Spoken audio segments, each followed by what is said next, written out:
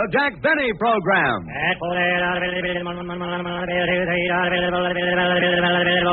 Sold American. Lucky Strike means fine tobacco, so round, so firm, so fully packed, so free and easy on the draw.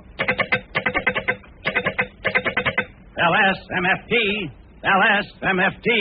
LSMFT. Why, sure. Yes, sir. Of course. Lucky Strike means fine tobacco, so round, so firm, so fully packed, so free and easy on the draw. If you were present at the tobacco markets now open in the South, you could see Lucky Strike consistently select and buy the finer, the lighter, the naturally milder Lucky Strike tobacco.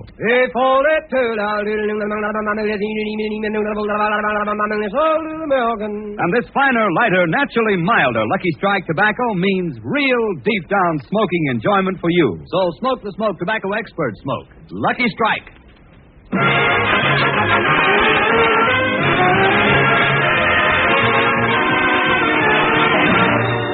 From the U.S. Naval Hospital at Corona, we bring you the Lucky Strike program starring Jack Benny. With Mary Livingston, Phil Harris, Rochester, yours truly, Don Wilson, and our new singer, Larry Stevens.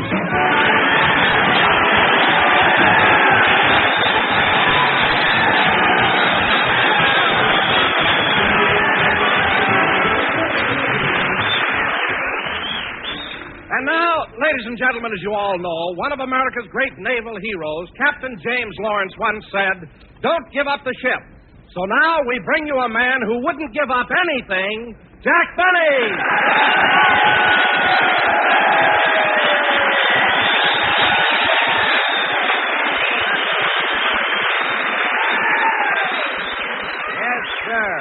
Yep. Thank you. Hello again. This is Jack Benny talking. And, Don, that was a very clever introduction, except for one thing. It just so happens that it wasn't Captain James Lawrence who said, "Don't give up the ship." It was John Paul Jones. Oh, no, Jack, you're wrong. It was Captain James Lawrence. No, Don, no. Look, Captain Lawrence said, "Don't shoot until they make eyes at you."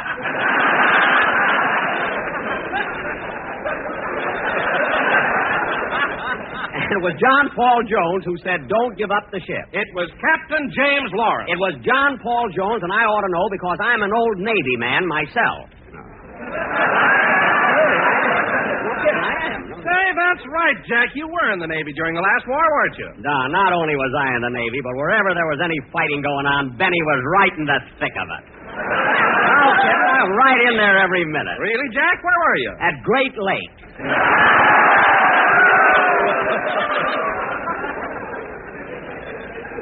What a place. But, Jack, Great Lakes is in Illinois, and that was 4,500 miles away from enemy action. So how could there have been any fighting? How could there have been any fighting, Don? There were 20,000 sailors and only 12 girls. It was almost as bad as being stationed at Corona.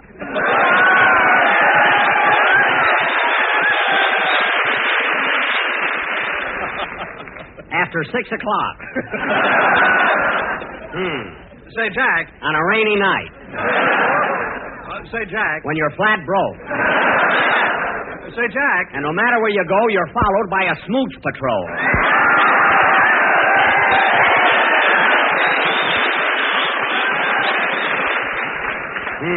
Smooch patrol? What's that? I don't know, but whenever you're having any fun, they break it up. The old meanies. Anyway, Oh, hello, Mary. Hello, Jack. Hiya, fellas.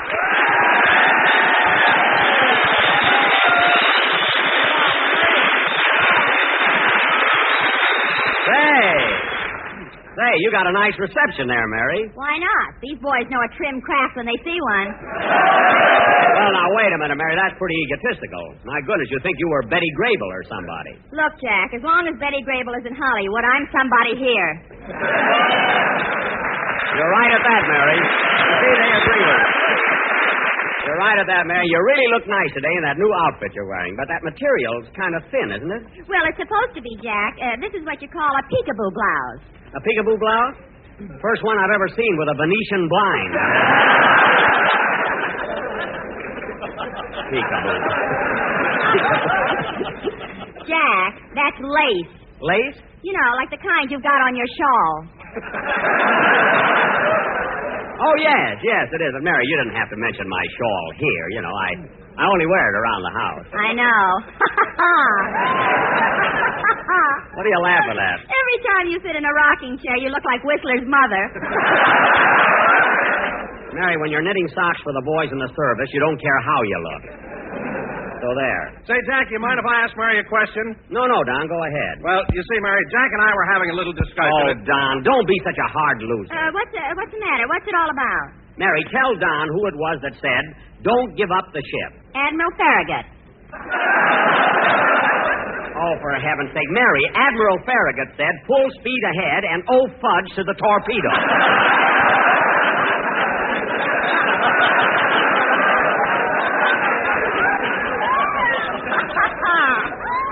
So there. Admiral Farragut said, oh, fudge? He had to be careful. There was a smooch patrol behind him.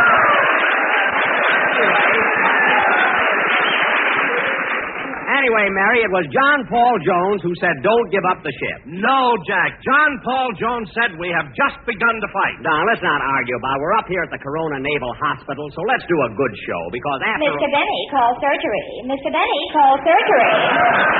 Hey, Mary, that's me. Mr. Benny, call surgery. Excuse me a minute. Hello? Mr. Benny, are you still looking for a singer for your program? No, I'm not. Who is this? Joe Surgery. Bye.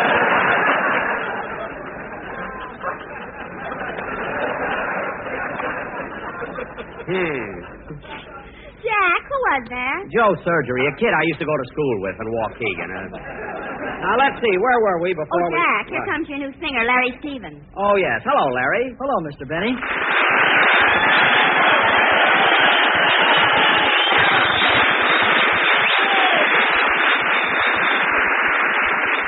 Well, Larry, this is your third week on our program. How do you like it? Swell, Mr. Benny. And I'm even going to change my name like you told me to. Wait a minute. Larry Stevens is a nice name. It is, Mary, but it's too short to be impressive. It should be longer, like John Charles Thomas. Mr. Benny's right. That's why I'm taking his advice and changing my name to Larry Stevens Milton Frank Tibbet. Larry Stevens, Milton Frank Tibbet, but that's too long. Well, Mr. Benny said it would be all right if I just used my initials, LSMFT. Yes, sir. But, Larry, LSMFT stands for Lucky Strike, means fine tobacco. What? Yes, Lucky Strike means fine tobacco. Gee, and Mr. Benny told me LSMFT stands for Larry Stevens Makes Fine Tunes. All right, Jack Benny, did you tell Larry that? Well... Oh, Miss Livingston, don't be angry at Mr. Benny. He's helped me a lot. He even told me how to breathe when I sing. He did? Yes, he told me to be free and easy on the draw. That's right. Now, Larry, how about doing a song for the boys right now? Okay, Mr. Benny. Oh, just a minute, kid. Look it. You studied history in school, didn't you? Yes, sir. Now, I want to ask you a question.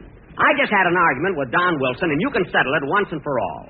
Tell me, Larry, who was it that said, don't give up the ship? Was it Captain James Lawrence or John Paul Jones? Captain James Lawrence. What? John Paul Jones.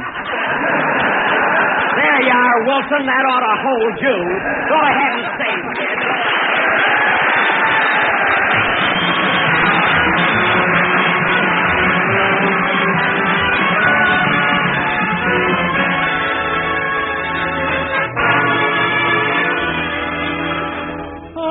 Dreaded every morning until without a warning you arrived bringing heaven to my door.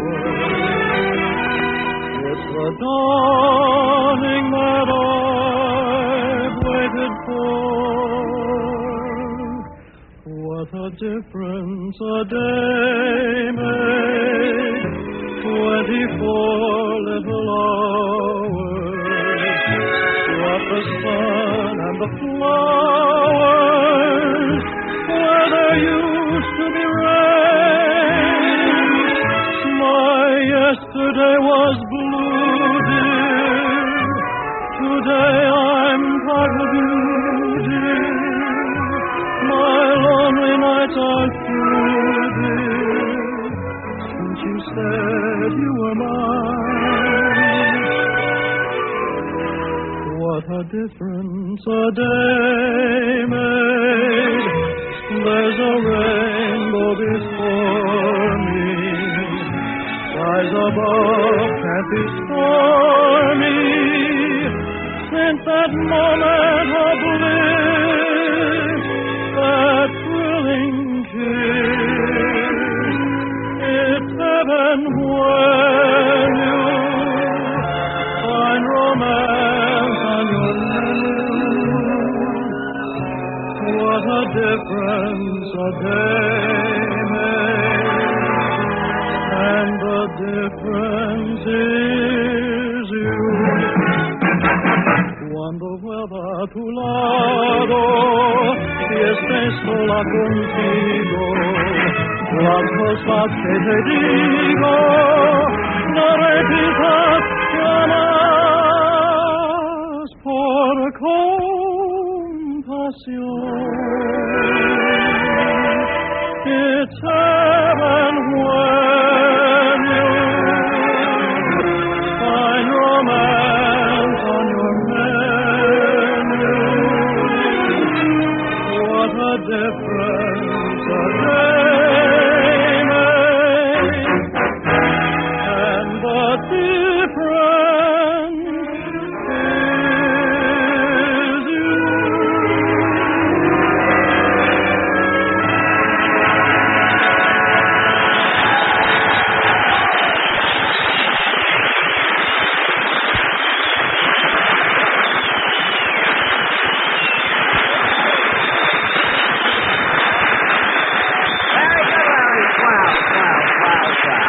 That was What a Difference a Day Made, sung by Larry Stevens.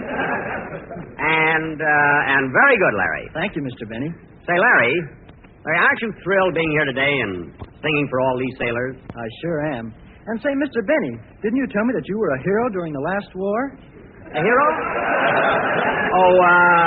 Did I mention that to you, kid? Mention it? You had him down with your knee in his chest. Mary, stop making things up. Yes, Larry, I was quite a hero. In fact, these boys would have been mighty proud of me in 1917. You know, I saw plenty of action. Some action. You joined the Navy, went to bed, fell out of your hammock, and when you came to, the war was over. Well, those hammocks are pretty tough to sleep in. I wonder why they always hung mine where the lifeboat was supposed to be. Oh, say, Mary, I meant to ask you, did you see Larry Adler when you came in? Larry Adler? No, why? Well, he promised to come over today and play his harmonica for the boys. He ought to be here pretty soon. Well, Jack, when Adler gets here, you ask him what naval hero said, don't give up the ship. Don, look, I don't have to ask anybody. It was John Paul Jones. But, Jack... Oh, for heaven's sake. If John Paul Jones said, don't give up the ship, then who said, we've just begun to fight? The Republicans.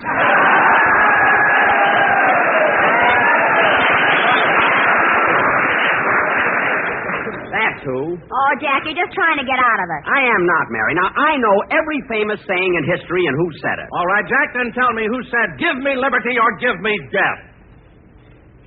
When I went to school, I was good in history. You know that, Mary? I knew everything there was to know about it. All right, Jack, then tell me who said, give me liberty or give me death. The smartest kid in school, too.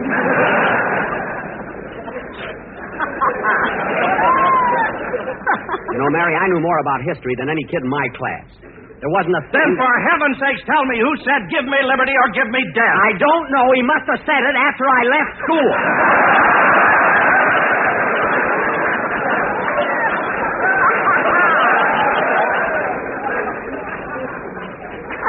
I can drive you nuts, you know.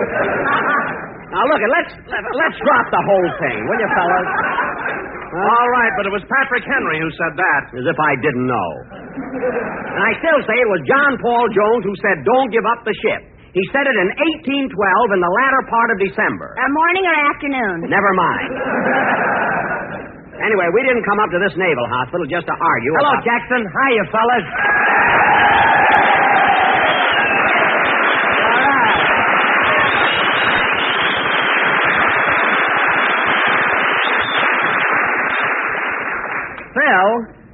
Phil, what happened to those big entrances you usually make? You know, where you come in and you say, okay, fellas, stand up and cheer. The show's going to start because Harris is here. Yahoo! How come you didn't make an entrance like that today? Listen, Jackson, I ain't doing that stuff anymore. It's too hammy.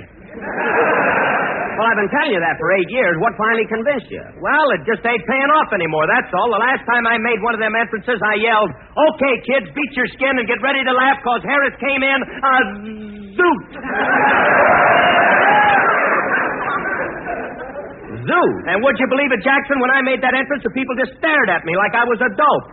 Phil, when did this happen? This morning when I got on the Corona bus.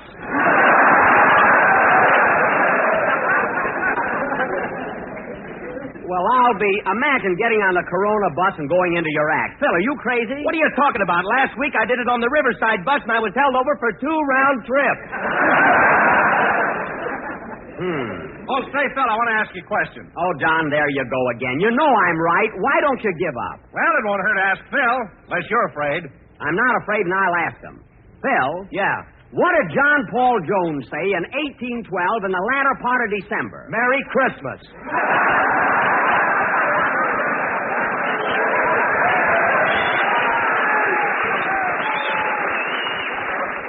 He didn't. Don't you know anything about history? Don't you know any famous sayings? Sure, I know one. What? You're not shot till they see the reds of your eyes.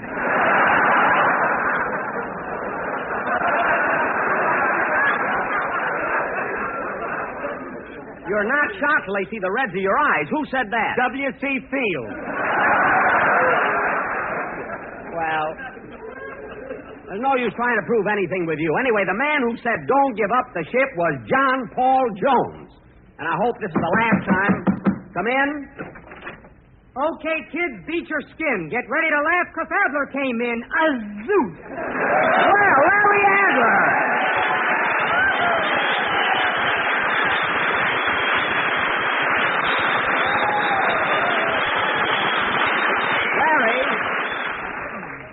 Larry, where did you ever pick up an entrance like that? Oh, I was riding on the Corona bus this morning, and I don't know, some jerk got on and he did it. Just as I thought. I know the rest of the story. Say, Larry, I'm glad you got here, because now you can play your harmonica like you did on our show overseas. All right, Jack. And I'll accompany you on my violin. Oh, no, Jackson, no. Send me back to boot camp. Make me a ensign, but not...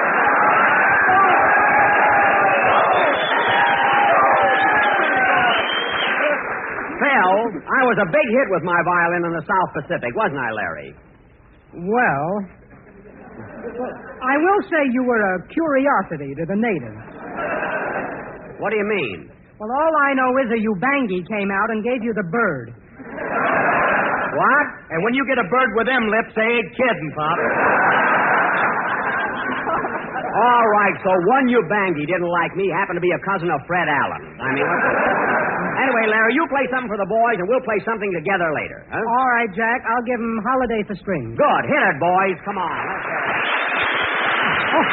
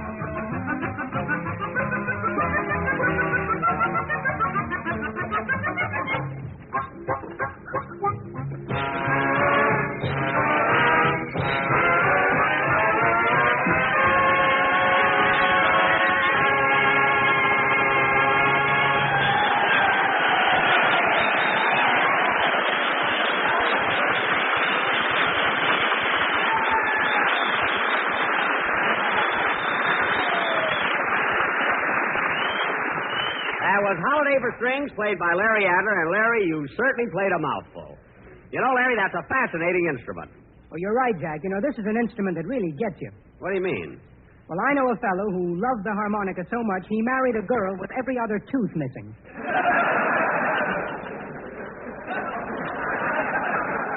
Oh, I see. Now that I think of my aunt, I guess my uncle was in love with a bass fiddle. That gag's no good at all. Anyway, Larry, that number you just played,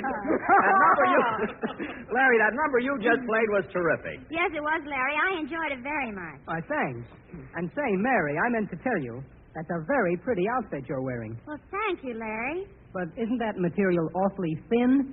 Yes. In fact, when I bought it, my dressmaker said those famous historical words. What was that? Don't give up the slip. Yeah, I nearly missed my cue there, didn't I? I thought Larry was supposed to say what was that. Pardon me, Larry. I was all set to jump in. Listen, you didn't have... Anyway...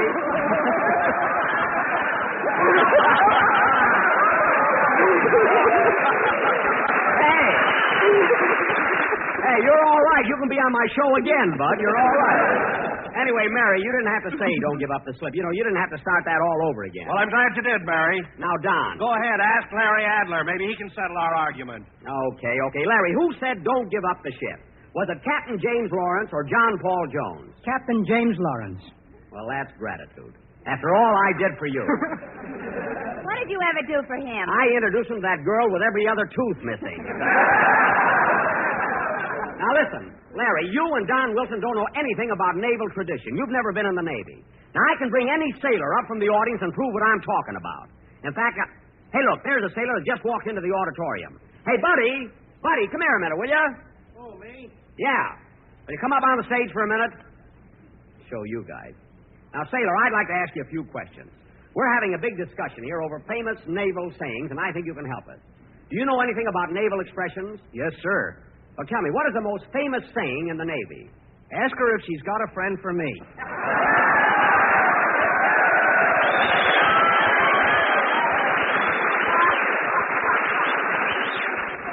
I don't mean that one. The saying I mean is over 100 years old. Well, this one didn't start yesterday, Bob. Well, thanks anyway, sailor, for coming up here. You're welcome. Now, listen, Don, and that goes for you, Mary, Phil, and everybody. John Paul Jones was the one who said don't give up the ship, and I'll prove it once and for all. I'm going to call up my house and have Rochester look it up in the encyclopedia. Give me that phone. Prove my point. Oh, operator. I'll show you, kid. Operator. Number, please. For goodness sake, operator, what took you so long to answer? I'm bashful.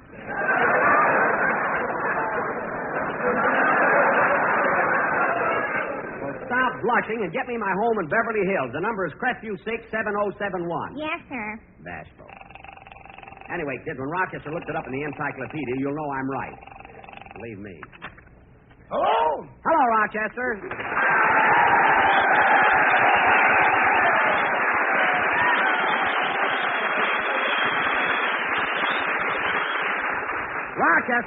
Rochester, we're having a big argument here, and I want to ask you something. Do you know any famous sayings? I know one. What is it? Don't shoot till you're faded.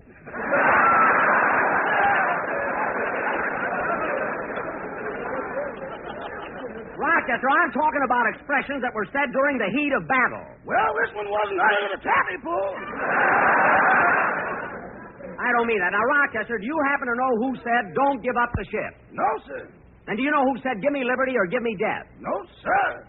Well, do you know who said we have just begun the fight? Boss, I don't even know who says...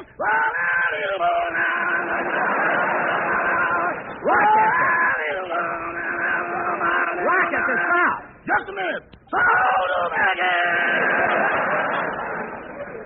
Now, Rochester, listen carefully. We're having an argument, and I want to prove something about John Paul Jones. So will you please look it up in the book? Yes, sir. Hold on, boss. He's looking it up now, kid. We'll get this settled once and for all. I'm anxious to find out, too. Operator, you keep out of it. And Don, you'll be sorry you ever started this whole thing. I got it, boss. I got it. You have? What does it say? John Paul Jones, Crestview 56859. I don't don't mean the telephone book. I want you to go in the library and look up John Paul Jones in my encyclopedia. But, boss, I can't do that. I'm over at my girl's house. You're over at your girl's house, and how did you happen to answer when I called my home? That long cord on your phone is longer than you think it is.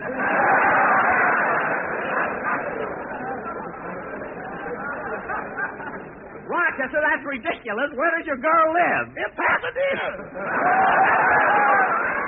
Pasadena. How could the cord on my telephone reach from Beverly Hills to your girl's house in This sounds like Jerry Colonna. How could your cord on my telephone reach from Beverly Hills to your girl's house in Pasadena? Boss, did you ever hear that old expression, love will find a way? Yes? Well, it did it again. I don't care what it is. Now, you get back home at once and bring the phone with you. Okay, goodbye. Goodbye.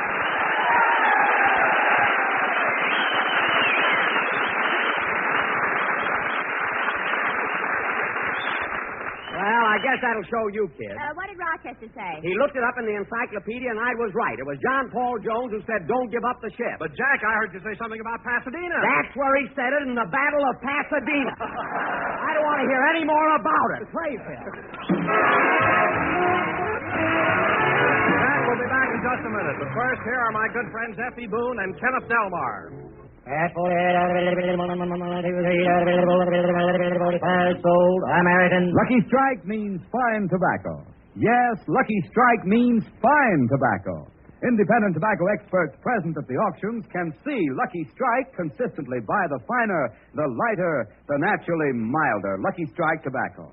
And with such men who know tobacco best, auctioneers, buyers, and warehousemen, it's Lucky's 2-to-1. The famous tobacco auctioneers heard on tonight's program are Mr. F.E. Boone of Lexington, Kentucky. Sold American. And Mr. L.A. Speed Riggs of Goldsboro, North Carolina. Sold American. Basil Ruysdale speaking. L.S.M.F.T. L.S.M.F.T. L.S.M.F.T. Remember, Lucky Strike means fine tobacco, so round, so firm, so fully packed, so free and easy on the draw. This is the National Broadcasting Company.